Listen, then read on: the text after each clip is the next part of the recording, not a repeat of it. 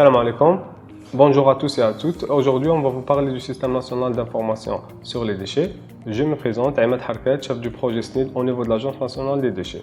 Le système national d'information sur les déchets SNID, c'est un outil de gestion, de monitoring et de suivi qui est utilisé dans le secteur de la gestion des déchets. Sans trop tarder, je vous invite à suivre avec moi les différents points qu'on va voir ensemble lors de la présentation.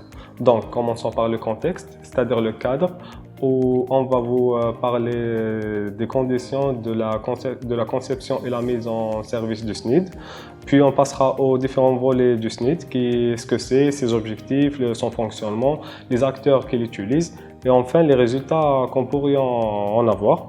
Et puis on finira par les perspectives où on va vous présenter une vision prospective, c'est-à-dire quant à son développement et son utilisation dans le secteur de la gestion des déchets.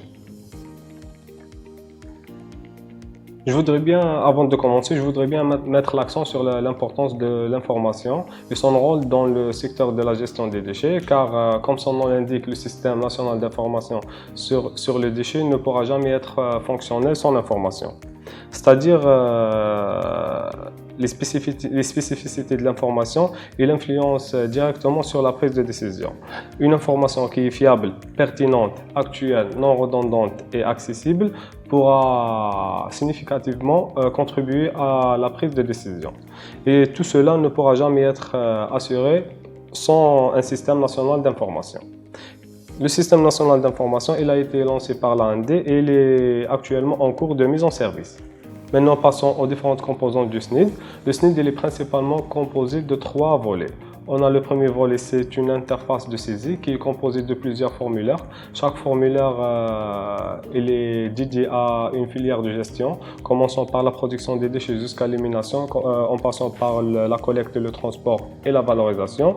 Et cela il est lié à chaque type de déchets, les déchets ménagers assimilés, les déchets spéciaux dangereux, les déchets inertes et les déchets marins. Après avoir saisi et renseigné toutes les données nécessaires, il y aura un traitement et une analyse des données au niveau de la base de données qui est hébergée au niveau du data center de l'agence. Et puis, une fois le traitement et l'analyse sont terminés, il y aura un output qui est un tableau de bord qui porte des indicateurs sous forme de graphes, de statistiques, de cartes, plusieurs illustrations. Maintenant, passons aux objectifs du SNID. Comme je viens de vous dire, le SNID il permet de partager l'information en temps réel au lieu d'utiliser des moyens classiques qui peuvent ralentir le process d'échange et de transmission des données, c'est-à-dire comme les formulaires, les fax et les courriels. Aussi, il permet de collecter, stocker et traiter de volumes importants de données de façon sécurisée, c'est-à-dire au lieu d'utiliser des clés USB ou bien des moyens classiques pour échanger les données, on pourra utiliser le SNID pour faire ça. Et puis on a aussi les indicateurs. Ils calculent automatiquement les indicateurs de performance relatifs à la gestion des déchets qu'on pourrait exploiter dans des études ou bien des rapports périodiques. Aussi, le SNID c'est une forme d'interconnexion entre les différents organismes et les opérateurs géographiquement éloignés. Quant au fonctionnement du SNID, l'utilisation du SNID passe par 3 étapes différentes. Commençons par l'étape numéro 1 qui est l'inscription, c'est-à-dire un utilisateur peut s'inscrire au portail du SNID en ayant un compte et son mot de passe. Après, il aura ses propres formulaires. Par exemple, l'utilisateur EPIC CET, EPIC de gestion CET, il aura des formulaires concernant le CET classe 2 et la décharge contrôlée. Pour la deuxième étape, on a le renseignement des formulaires. Les utilisateurs du SNID renseignent les données et les informations qu'ils disposent selon les différents formulaires. La troisième étape, c'est la visualisation et l'exploitation des indicateurs. Un utilisateur donné peut visualiser les indicateurs selon les données qu'il saisit. Aussi, il peut exploiter les indicateurs sous forme de photos PNG ou bien dans des rapports. Et comme vous voyez là sur cette slide, il pourrait visualiser sur cette courbe concernant la quantité éliminée des déchets au niveau du CET Hamissé pour le cas d'Alger, ou bien exporter en cliquant sur le bouton enregistrer. Maintenant, parlons des différents utilisateurs du SNID. Le SNID peut être utilisé par plusieurs acteurs, par exemple, commençons par les collectivités locales où il y a le pic de gestion de CET, le pic de collecte et de nettoiement, les directions de l'environnement et les communes. On a aussi les établissements de santé en ce qui concerne les déchets spéciaux dangereux. Plus spécialement, c'est les DAS et les DASRE. On a les CHU, les EPH et les EPSP. On a aussi les opérateurs économiques privés actifs dans plusieurs secteurs, notamment la production, l'industrie, la collecte, et la valorisation et le traitement. Et enfin, on a les directions de la pêche en ce qui concerne les déchets marins et les associations et les étudiants pour des thématiques qui peuvent les intéresser. À titre d'exemple, les déchets marins ou bien le changement climatique. Maintenant, parlons des résultats du SNID.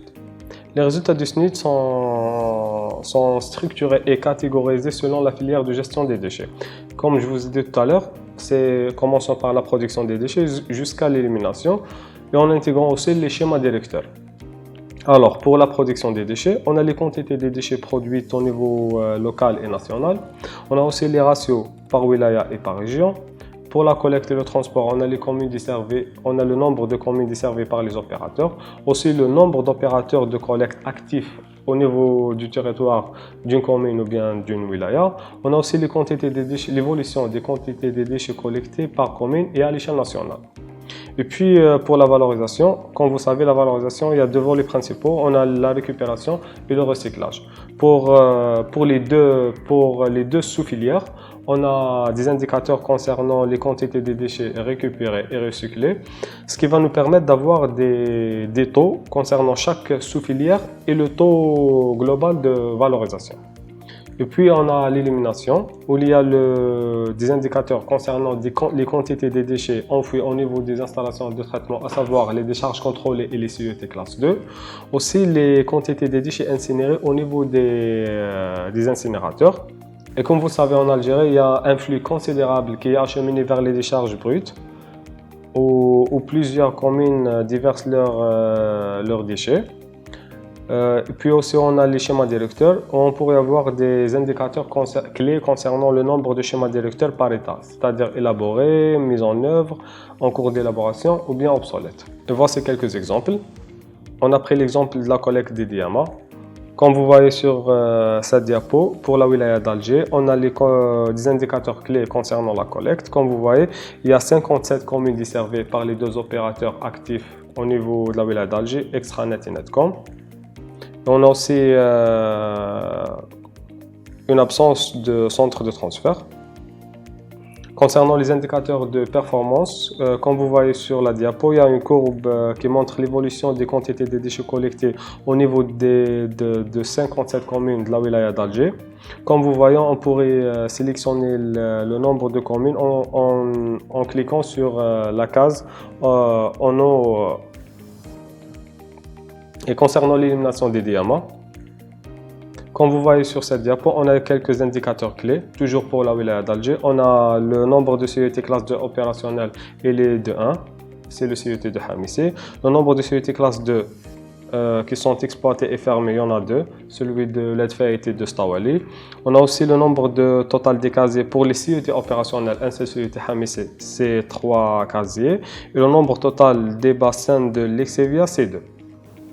Toujours pour les indicateurs de performance, on a la courbe qui présente la saturation des casiers. La saturation des casiers, comme vous voyez ici, le casier numéro 1 du CET Hamissé. Il y a une courbe horizontale en vert qui présente la capacité initiale du casier en mètres cubes. Et l'autre courbe qui est en couleur grise présente l'évolution du volume occupé par les déchets dans le casier. Et comme vous voyez là, le casier est sursaturé parce que le volume des déchets a largement dépassé la capacité du casier. Passons maintenant aux perspectives. Une fois on aura finalisé la mise en service du SNID, Système National d'Information sur les déchets, on aura deux avantages.